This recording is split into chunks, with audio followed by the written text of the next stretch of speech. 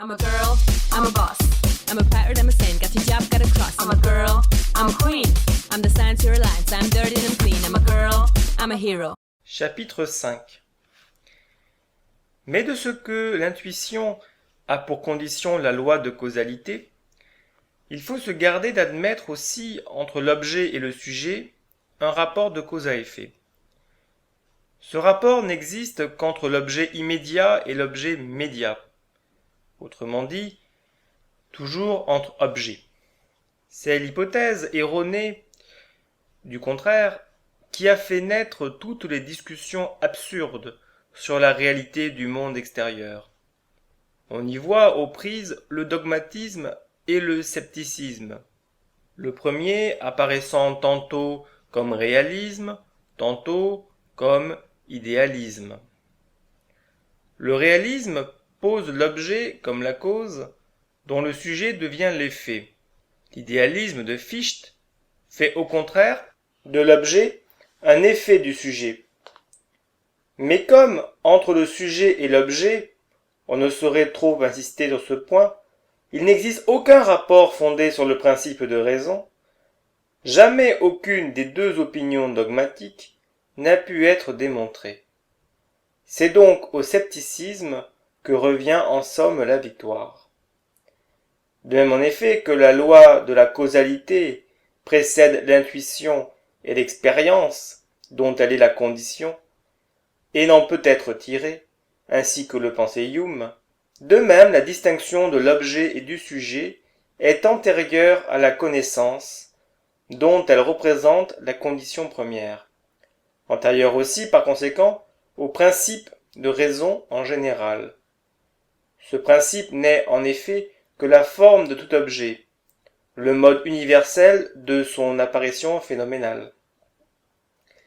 Mais l'objet supposant toujours le sujet, il ne peut jamais exister entre eux aucune relation causale. Ma dissertation sur le principe de raison a justement pour but d'établir que le contenu de ce principe n'est autre que la forme essentielle de tout objet, c'est-à-dire le mode universel d'une existence objective quelconque, envisagée comme telle.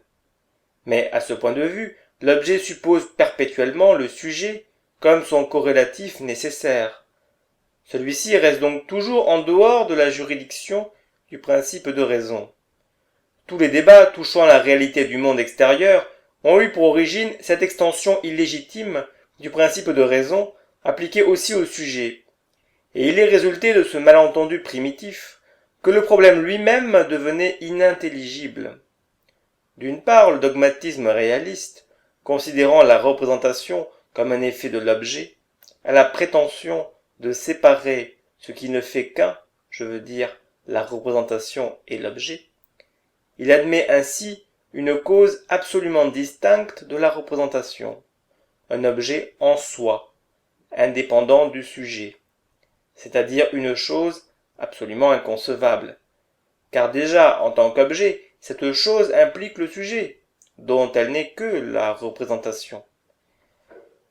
Le scepticisme, qui prend lui-même son point de départ dans la même erreur initiale, oppose à cette doctrine ceci que, dans la représentation, l'effet seul est donné, et nullement la cause, et ce jamais par suite.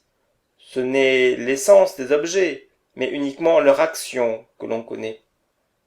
Que cette action n'a sans doute aucune analogie avec leur nature intime.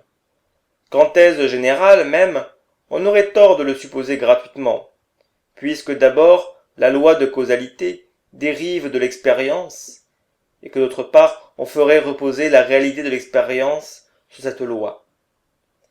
À ces deux théories, on peut répondre tout d'abord que l'objet et la représentation ne sont qu'une seule et même chose. Ensuite, que l'être des objets n'est autre que leur action même. Que c'est dans cette action que consiste leur réalité. Qu'enfin, chercher l'existence de l'objet en dehors de la représentation du sujet, l'être des choses réelles en dehors de leur activité, c'est là une entreprise contradictoire et qui se détruit elle-même. Que par suite, la connaissance du mode d'action d'un objet d'intuition épuise l'idée de cet objet en tant que tel, c'est-à-dire comme représentation, puisqu'en dehors de celle-ci, il ne reste rien de connaissable dans cet objet. À ce point de vue, le monde perçu par l'intuition dans l'espace et le temps, le monde qui se révèle à nous tout entier comme causalité, est parfaitement réel, et absolument ce qu'il se donne pour être.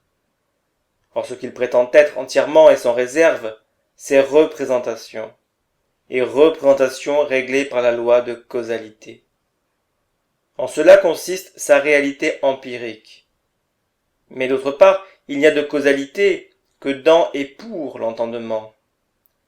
Ainsi le monde réel, c'est-à-dire actif, est toujours comme tel conditionné par l'entendement, sans lequel il ne serait rien. Mais cette raison n'est pas la seule.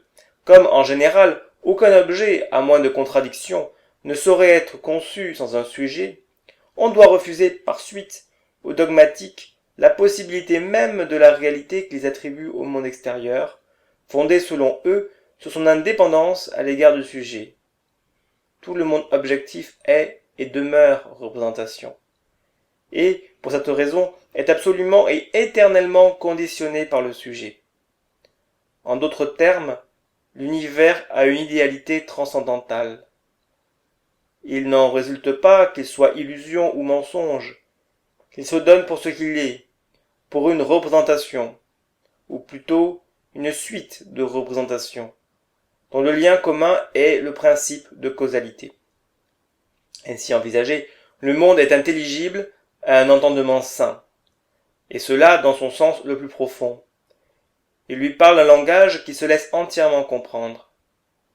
Seule une intelligence faussée par l'habitude des subtilités peut s'aviser d'en contester la réalité. C'est faire un emploi abusif du principe de raison.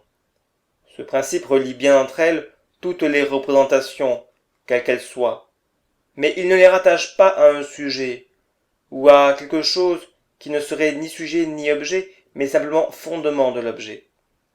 C'est là un pur non-sens, puisqu'il n'y a que des objets qui puissent causer quelque chose, et que ce quelque chose est toujours lui-même un objet. Si l'on étudie de plus près l'origine de ce phénomène de la réalité du monde extérieur, on trouve qu'à cet emploi abusif du principe de raison appliqué à ce qui échappe à sa juridiction, vient s'ajouter encore une confusion particulière faite entre ces formes. Ainsi la forme qu'il affecte relativement aux concepts ou représentations abstraites est transportée aux représentations intuitives, aux objets réels. On prétend attribuer aux objets un principe de connaissance, alors qu'ils ne peuvent avoir qu'un principe d'existence. Ce qui est réglé par le principe de raison, ce sont les représentations abstraites, les concepts unis dans des jugements. Chacun de ces concepts tire en effet sa valeur, sa portée, et l'on peut dire sa réalité, qui ici prendra le nom de vérité, uniquement de la relation établie entre le jugement et quelque chose de distinct de lui, son principe de connaissance, auquel il faut toujours remonter.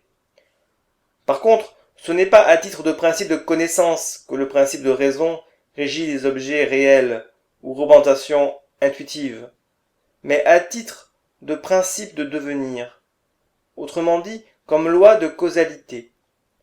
L'objet est quitte envers lui, par cela seul qu'il est devenu, c'est-à-dire qu'il est sorti comme effet d'une cause.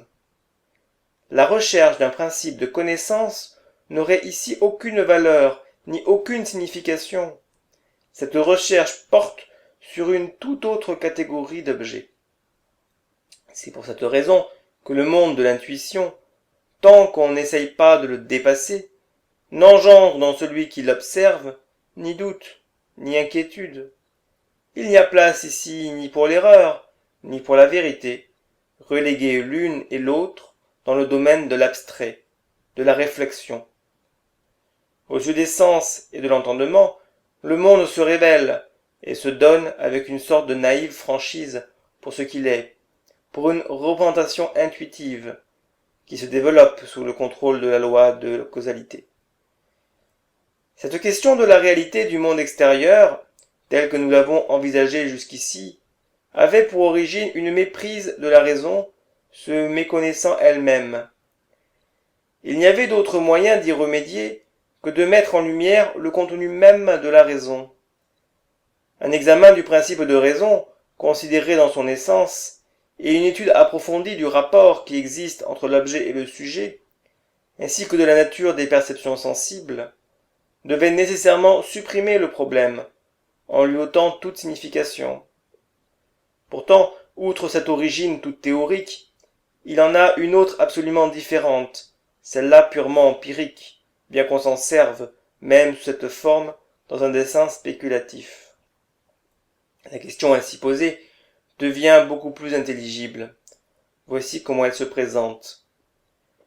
Nous avons des songes. La vie tout entière ne pourrait-elle donc pas être un long rêve? Ou, avec plus de précision, existe-t-il un critérium infaillible pour distinguer le rêve de la veille, le fantôme de l'objet réel? On ne saurait sérieusement proposer comme signe distinctif entre les deux le degré de netteté et de vivacité, moindre dans le rêve que dans la perception. Personne, en effet, jusqu'ici, n'a eu présente à la fois les deux choses à comparer, et l'on ne peut mettre en regard de la perception actuelle que le souvenir du rêve. Kant tranche la question en disant que c'est l'enchaînement des représentations par la loi de causalité qui distingue la vie du rêve. Mais dans le rêve lui-même, tout le détail des phénomènes est également soumis à ce principe, sous toutes ses formes, et le lien causal ne se rompt qu'entre la veille et le rêve, ou d'un songe à l'autre. La seule interprétation que comporte la solution kantienne est la suivante. Le long rêve, celui de la vie, est réglé dans ses diverses parties par la loi de causalité, mais n'offre aucune liaison avec les rêves courts, bien que chacun de ceux-ci présente en soi cet enchaînement causal. Entre le premier et les seconds, le pont est donc coupé, et c'est ainsi qu'on arrive à les distinguer. Toutefois, il serait assez difficile, souvent même impossible, de déterminer, à l'aide de ce critérium, si une chose a été perçue ou simplement rêvée par nous. Nous sommes en effet incapables de suivre anneau par anneau la chaîne d'événements qui rattache un fait passé à l'état présent. Et pourtant, nous sommes loin de le tenir en pareil cas pour un pur rêve. Aussi, dans l'usage de la vie, n'emploie-t-on guère ce moyen pour discerner le rêve et la réalité. L'unique critérium usité est tout empirique. C'est le fait du réveil qui rompt d'une manière effective et sensible tout lien de causalité entre les événements du rêve et ceux de la veille. Un exemple frappant de cette vérité est l'observation suivante de Hobbes dans son Léviathan, chapitre 2. Il remarque qu'au réveil, nous prenons facilement nos rêves pour des réalités, si nous nous sommes, à notre insu, couchés tout habillés.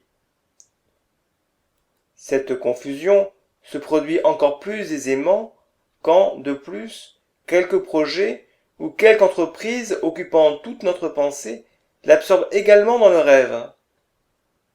Le réveil, en pareil cas, est aussi insensible que la venue du sommeil, et le rêve se mêle à la vie réelle sans que l'on en puisse distinguer. Il ne reste alors d'autre ressource que l'application du critérium de Kant. Mais si, malgré tout, comme il arrive souvent, on ne peut découvrir la présence ou l'absence d'un lien de causalité entre un événement passé et l'état présent, il sera à jamais impossible de décider si un fait est arrivé ou s'il a été seulement rêvé. C'est ici que se manifeste à la pensée l'intime parenté qui existe entre la vie et le rêve. Osons avouer une vérité reconnue et proclamée par tant de grands esprits. Les Védas et les Puranas, pour représenter avec exactitude le monde réel, ce tissu de Maya, le comparent ordinairement à un songe. Platon répète souvent que les hommes vivent dans un rêve, et que seul le philosophe cherche à se tenir éveillé. Pindare, livre 2, vers 135, dit « Umbrae somnium homo » et Sophocle « Nos enim quicunque vivimus, nihil aliud esse compario, quam simulacra elevem umbram ». À côté de ses maîtres, Shakespeare mérite aussi d'être cité. We are such stuff as dreams are made of, and our little life is rounded with a sleep. Enfin, Calderon était si profondément pénétré de cette idée qu'il en fit le sujet d'une sorte de drame métaphysique intitulé La vie est un songe. Après toutes ces citations poétiques, je puis moi aussi me permettre d'employer une image. La vie et les rêves sont les feuillets d'un livre unique. La lecture suivie de ces pages est ce qu'on nomme la vie réelle. Mais quand le temps accoutumé de la lecture, le jour, est passé, et qu'est venue l'heure du repos, nous continuons à feuilleter négligemment le livre, l'ouvrant au hasard à tel ou tel endroit, et tombons tantôt sur une page déjà lue, tantôt sur une que nous ne connaissons pas. Mais c'est toujours dans le même livre que nous lisons. Cette lecture fragmentaire ne fait pas corps avec la lecture suivie de l'ouvrage entier. Pourtant, elle en diffère assez peu. Si l'on veut bien considérer que la lecture suivie commence aussi et finit ex abrupto. Il est donc permis de la regarder elle-même comme une page isolée, un peu plus longue que les autres. Ainsi donc, les rêves isolés se distinguent de la vie réelle en ce qu'ils n'entrent pas dans la continuité de l'expérience, qui se poursuit à travers la vie, et c'est le réveil qui met en lumière cette différence. Mais, si l'enchaînement causal est la forme qui caractérise la veille, chaque rêve pris en soi présente aussi cette même connexion.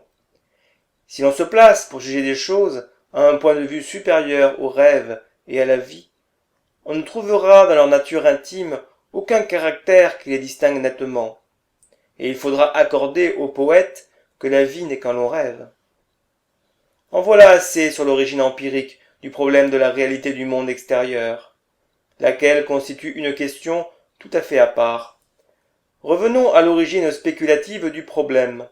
Nous avons découvert qu'elle résultait tout d'abord d'un emploi abusif du principe de raison, appliqué au rapport du sujet et de l'objet, et en second lieu de la confusion de deux formes du principe. Cette confusion consiste à transposer le principe de raison, considéré comme loi de connaissance, dans un domaine où il n'a d'autorité qu'à titre de loi du devenir.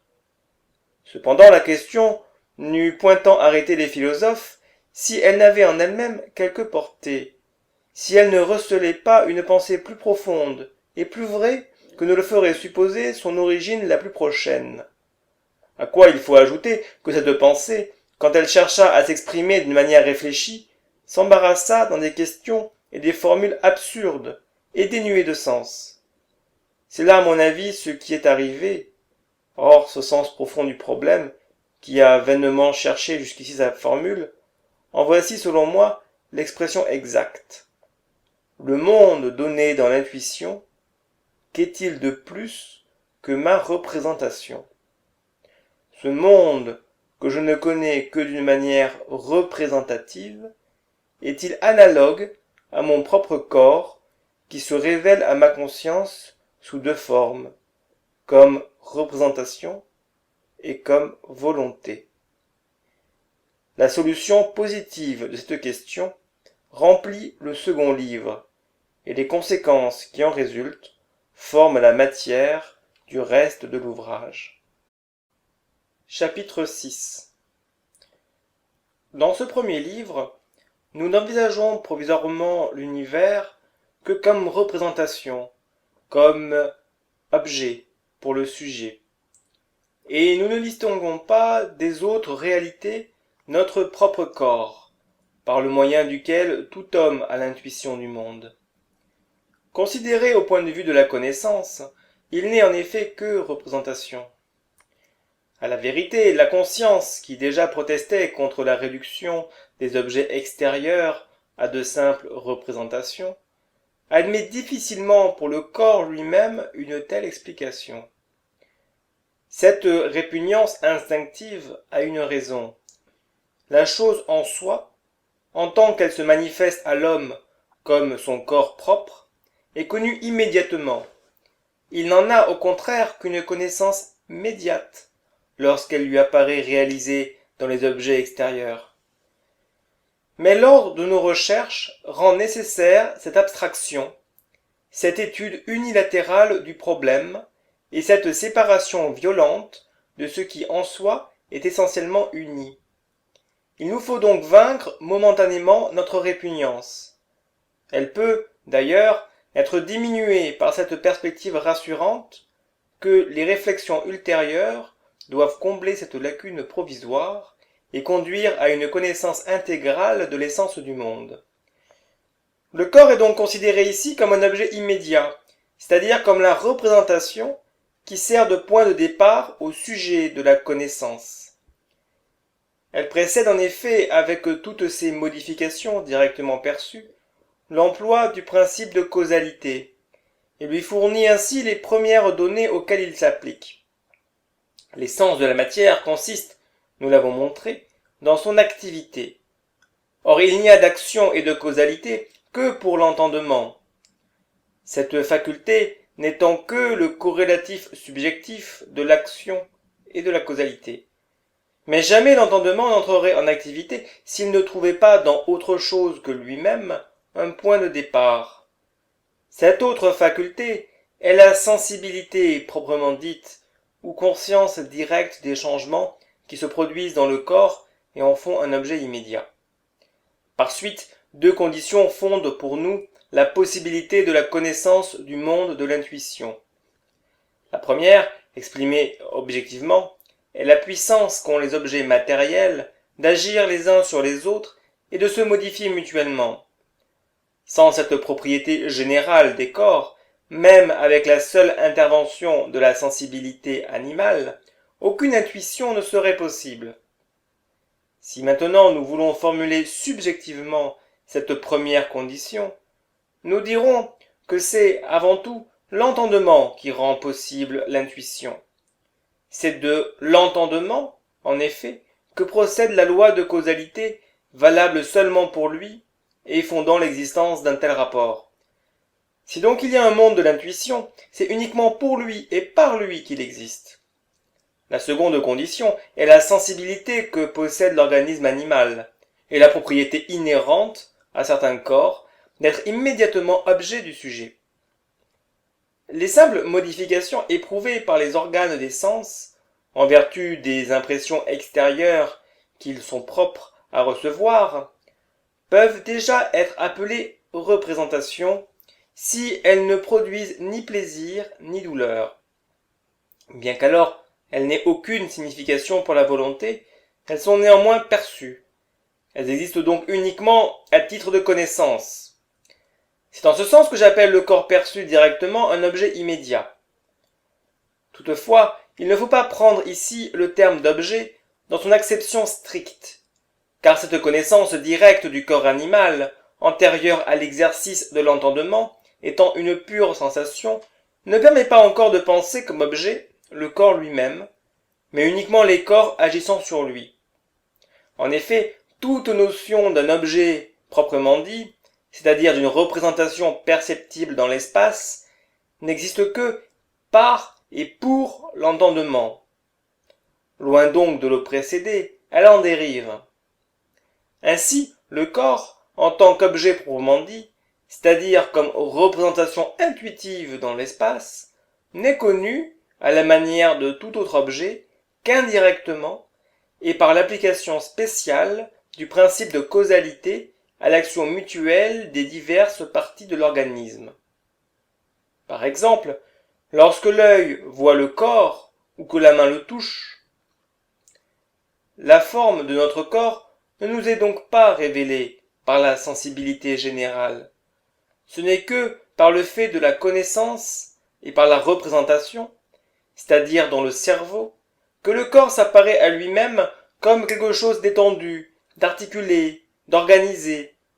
C'est peu à peu que l'aveugle-né acquiert cette représentation, grâce aux données du toucher. Celui qui n'aurait pas de main ne connaîtrait jamais la forme de son corps. Tout au plus parviendrait-il à la déduire et à la construire lentement, par suite de l'action des autres corps sur le sien. C'est avec toutes ces restrictions que nous nommons corps un objet immédiat. D'ailleurs, il résulte des considérations précédentes que les corps de tous les animaux sont aussi des objets immédiats. Ils servent de point de départ à l'intuition du monde par le sujet qui connaît tout, et pour cette raison même n'est connu de rien. Par suite, connaître et se mouvoir, en vertu de motifs empruntés à la connaissance, est le caractère essentiel de l'animalité. De même que se mouvoir par suite de certaines excitations est le propre de la plante. Les corps inorganiques n'ont d'autre mouvement que celui qu'ils reçoivent des causes proprement dites, le mot cause étant pris dans son sens le plus étroit. Tout ceci a été exposé en détail dans ma dissertation sur le principe de raison, deuxième édition, paragraphe 20, dans l'éthique, première dissertation, livre 3, et dans la vue et les couleurs, paragraphe 1. Je renvoie le lecteur à ces ouvrages. Il résulte de tout ce qui vient d'être dit que tous les animaux, même les plus imparfaits, possèdent l'entendement, car ils sont capables de connaître des objets, connaissance qui, sous forme de motifs, détermine leur mouvement. L'entendement est le même dans tous les animaux et dans l'homme. Il présente partout la même essence simple. Connaissance par les causes, faculté de rattacher l'effet à la cause ou la cause à l'effet, et rien de plus. Mais son intensité d'action et l'étendue de sa sphère varient à l'infini. Au degré inférieur se trouve la simple notion du rapport de causalité entre l'objet immédiat et l'objet médiat. Notion qui suffit pour passer de l'impression subie par le corps à sa cause, et pour concevoir celle-ci comme objet dans l'espace. Au degré supérieur de l'échelle, la pensée découvre l'enchaînement causal des objets médiats entre eux, et pousse cette science jusqu'à pénétrer les combinaisons les plus complexes de causes et d'effets dans la nature. Cette connaissance appartient à l'entendement, et non à la raison. Les notions abstraites de cette dernière faculté servent seulement à classer, à fixer et à combiner les connaissances immédiates de l'entendement, sans jamais produire aucune connaissance proprement dite. Toute force, toute loi, toute circonstance de la nature où elle se manifeste doivent d'abord être perçues par intuition, avant de pouvoir se présenter à l'état abstrait aux yeux de la raison dans la conscience réfléchie. Ce fut une conception intuitive et immédiate de l'entendement que cette découverte due à R. Hooke et confirmée ensuite par les calculs de Newton, permettant de réduire à une loi unique des phénomènes si nombreux et si importants. Il en est de même de la découverte de l'oxygène par Lavoisier, avec le rôle essentiel que joue ce gaz dans la nature, ou encore de celle de Goethe sur le mode de formation des couleurs naturelles. Toutes ces découvertes ne sont autre chose qu'un passage immédiat et légitime de l'effet à la cause, opération qui a conduit bientôt à reconnaître l'identité essentielle des forces physiques agissant dans toutes les causes analogues. Tout ce travail scientifique est une manifestation de cette constante et unique fonction de l'entendement qui permet à l'animal de percevoir la cause qui agit sur son corps comme un objet dans l'espace. Il n'y a qu'une simple différence de degré. Ainsi, une grande découverte est, au même titre que l'intuition et que toute manifestation de l'entendement, une vue immédiate, l'œuvre d'un instant, un aperçu, une idée, et nullement le produit d'une série de raisonnements abstraits. Ces derniers servent à fixer, pour la raison, les connaissances immédiates de l'entendement, en les enfermant dans des concepts. Autrement dit, à les rendre claires et intelligibles, propres à être transmises et expliquées aux autres. Cette aptitude de l'entendement à saisir les rapports de causalité entre les objets connus immédiatement, trouve son application non seulement dans les sciences de la nature, où elle produit toutes les découvertes, mais encore dans la vie pratique elle-même. Elle prend alors le nom de prudence, Klugheit, tandis qu'au point de vue théorique, elle s'appelle plutôt perspicacité, Scharfsinn, pénétration, sagacité. Le mot prudence, dans son acception étroite, désigne l'entendement mis au service de la volonté.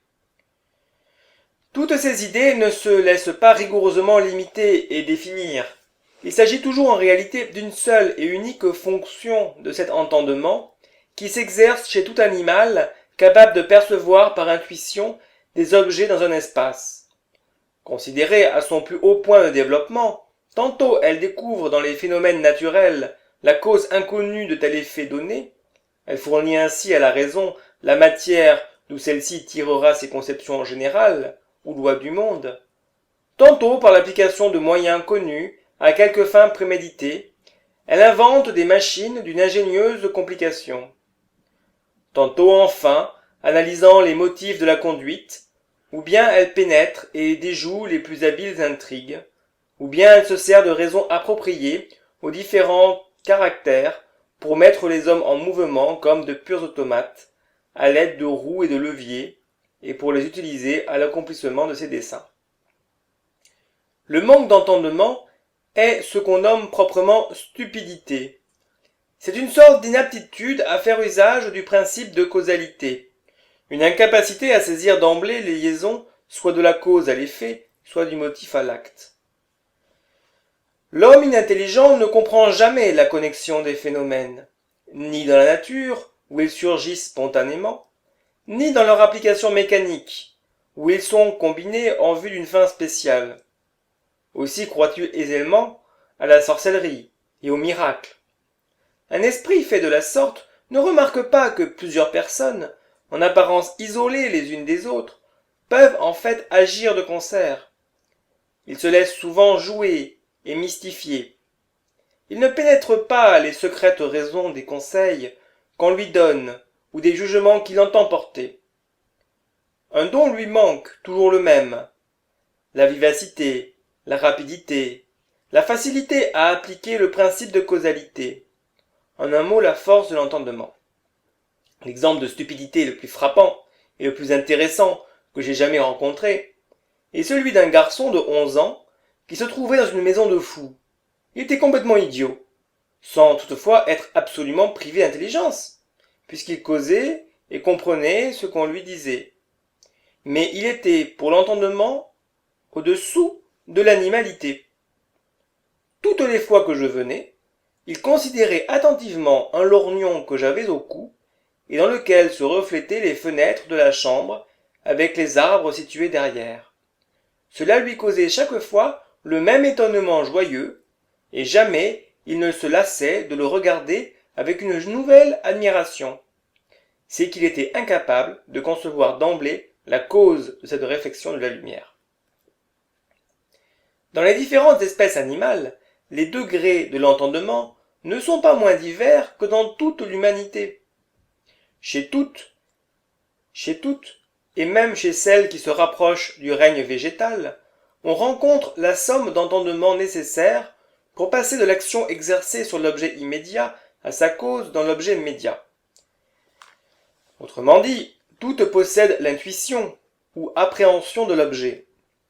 C'est cette faculté qui est le trait propre de l'animal, qui lui permet de se mouvoir d'après certains motifs, de chercher, ou tout au moins d'appréhender sa nourriture. Le végétal, au contraire, ne se meut qu'à la suite d'excitations qu'il est obligé d'attendre, et sans lesquelles il est condamné à dépérir, incapable qu'il est de les poursuivre et de les trouver. On observe chez les animaux supérieurs une admirable sagacité, chez le chien par exemple, chez l'éléphant, chez le singe, chez le renard, dont Buffon a si merveilleusement dépeint la prudence. Il est facile de mesurer assez exactement, dans ces espèces plus parfaites que les autres, ce que peut l'entendement privé de la raison, c'est-à-dire de la connaissance par concepts abstraits. Nous ne pourrions en juger aussi bien d'après nous-mêmes. parce qu'en nous, l'entendement et la raison s'unissent et se soutiennent toujours. C'est le manque de raison chez l'animal qui nous fait considérer les marques d'entendement qu'il donne, tantôt comme supérieures, tantôt comme inférieures à nos prévisions. Nous sommes étonnés, par exemple, de la sagacité de cet éléphant, qui, amené en Europe, et ayant déjà traversé un grand nombre de points, refusa un jour, contre son habitude, d'en passer un sur lequel, pourtant, il venait de voir défiler toute la troupe d'hommes et de chevaux dont il était accompagné. Le pont lui paraissait trop légèrement construit pour supporter un poids tel que le sien. En revanche, nous ne sommes pas moins surpris d'entendre raconter que les orang-outans, les plus intelligents, sont incapables d'apporter du bois pour entretenir un feu qu'ils ont rencontré par hasard et auquel ils se réchauffent. Une telle idée suppose donc un degré de réflexion impossible dans les concepts abstraits qui leur manquent. La connaissance a priori du rapport de cause à effet, cette forme générale de tout entendement qui doit être attribuée aux animaux, résulte du fait même que cette connaissance est, pour eux comme pour nous, la condition préalable de toute perception du monde extérieur. Si l'on en veut d'autres preuves plus caractéristiques, que l'on considère par exemple un jeune chien qui n'ose pas, quelque envie qu'il en ait, sauter à bas d'une table. N'est-ce pas qu'il prévoit l'effet du poids de son corps, bien qu'il ne l'ait jamais expérimenté dans la circonstance en question? Toutefois, dans l'analyse de l'entendement animal, on doit se garder de lui rapporter ce qui n'est qu'une manifestation de l'instinct. L'instinct, qui diffère profondément en nature de l'entendement et de la raison, produit souvent des effets analogues à l'action combinée de ces deux facultés. Ce n'est point ici le lieu de faire une théorie de l'activité instinctive. Cette étude doit trouver place au livre 2, où il sera traité de l'harmonie, ou de ce qu'on nomme la téléologie de la nature. Le chapitre 27 des suppléments est aussi consacré tout entier à cette question. Le manque d'entendement, avons-nous dit, s'appelle stupidité. On verra plus tard que la non-application de la raison dans l'ordre pratique représente la sottise, et le défaut de jugement, la niaiserie. Enfin, la perte totale ou partielle de la mémoire constitue l'aliénation. De tout cela, il sera parlé en temps et lieu. Ce que la raison a reconnu d'une manière exacte s'appelle vérité. C'est toujours un jugement abstrait, fondé sur une raison suffisante. Disserte sur le principe de raison, paragraphe 29 et suivant. Ce qui a été reconnu de la même manière par l'entendement se nomme réalité. C'est le passage légitime de l'effet produit sur l'effet immédiat à sa cause.